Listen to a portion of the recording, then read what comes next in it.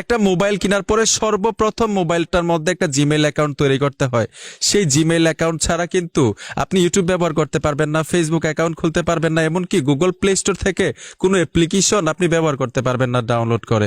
সবচাইতে গুরুত্বপূর্ণ বিষয়টা হচ্ছে যেই জিমেইলটা আপনার ফোনে আপনি তৈরি করেছেন, সেই জিমেইলটা যদি অন্যের ফোনেও অন্য কেউ ব্যবহার করতে পারে, আপনার ফোন থেকে কিন্তু অনেক কিছুই সে নিতে পারবে। আজকে এই জিমেইলের সবচাইতে প্রয়োজনীয় দুইটা কাজ শিখতে পারবেন। প্রথমটা হচ্ছে ভুলে যাওয়া জিমেইলের পাসওয়ার্ড কিভাবে পরিবর্তন করে বের করতে হয়, এটা শিখাবো। দ্বিতীয়টা হচ্ছে আপনার জিমেইলটা অন্য ফোনে অন্য কেউ চালায় কিনা কিভাবে যাচাই করবেন, এটাও শিখতে পারবেন। আমি স্ক্রিনে চলে আসলাম। প্রথম দেখাবো জিমেইলের পাসওয়ার্ড কিভাবে বের করতে হয়। ধরুন আপনার ফোনের মধ্যে একটা জিমেইল ব্যবহার করতেছেন, আপনি খুলছেন অথবা অন্য কেউ খুলে দেখ, সেই জিমেইলের পাসওয়ার্ড আপনি ভুলে গেছেন। কিভাবে জিমেইলের পাসওয়ার্ড পরিবর্তন করে বের করতে হয় সহজে দেখাচ্ছি।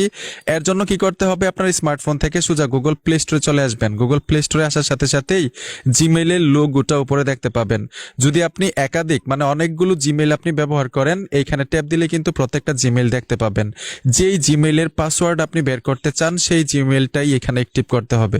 তো আমি এই জিমেইলটাই পাসওয়ার্ড বের করব, আমি এই জিমেইলটাই অ্যাক্টিভ করে নিলাম। ঠিক আছে, এইখানে দেখুন গুগল অ্যাকাউন্ট লেখা থাকবে, আপনারা গুগল অ্যাকাউন্টের উপরে ট্যাপ দিবেন। ট্যাপ দেওয়ার পরই অনেকগুলো অপশন চলে আসবে। এইখান থেকে চলে আসবেন সিকিউরিটিতে। সিকিউরিটিতে আসার সাথে সাথে নিচে চলে আসবেন, এইখানে দেখুন পাসওয়ার্ড লেখা আছে, আপনারা পাসওয়ার্ডে ট্যাপ দিবেন।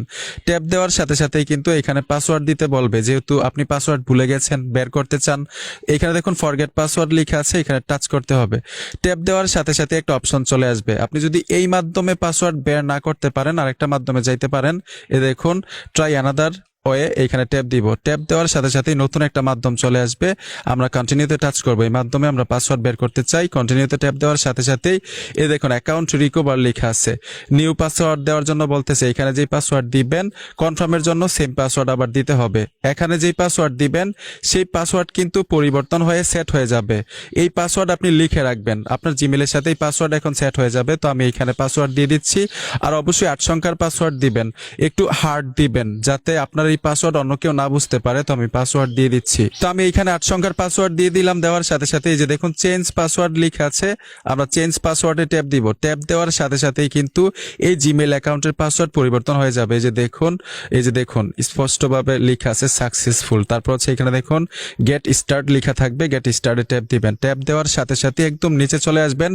এখন কিন্তু আপনার জিমেলটাকে আরো হার্ড করতে পারেন। ঠিক আছে, এখানে আপনি রিকভার ইমেল দিতে পারেন, রিকভার ফোন নাম্বার দিতে পারেন। এগুলো দিয়েও কিন্তু আপনার জিমেলটাকে আপনি ফিরিয়ে আনতে পারবেন যদি পাসওয়ার্ড ভুলে যান। ঠিক আছে, তো এখানে দেখুন কন্টিনিউ ইউর গুগল অ্যাকাউন্ট, এখানে ট্যাপ দিলে কিন্তু এই জিমেলটা ফোনে অটোমেটিক অ্যাক্টিভ হয়ে যাবে পাসওয়ার্ড পরিবর্তন হয়ে।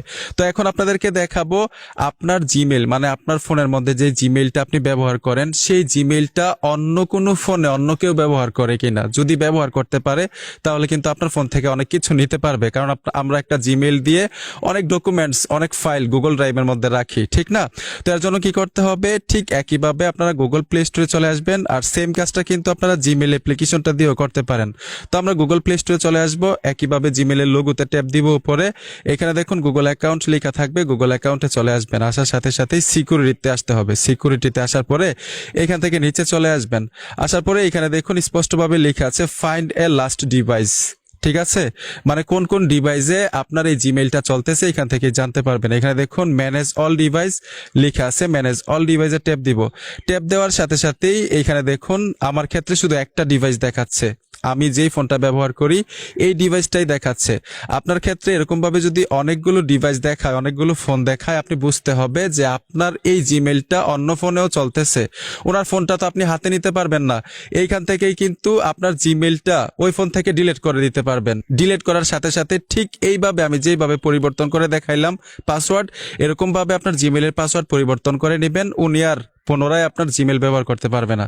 তো বন্ধুরা, আশা করি সবকিছু সহজে বুঝতে পেরেছেন। ভিডিওটা দেখে যদি মনে হয় কিছু শিখেছেন, অবশ্যই সাথে থাকবেন, সাপোর্ট দিবেন। দেখা হবে নতুন কোনো ভিডিওতে। ধন্যবাদ এতক্ষণ ভিডিওটা দেখার জন্য।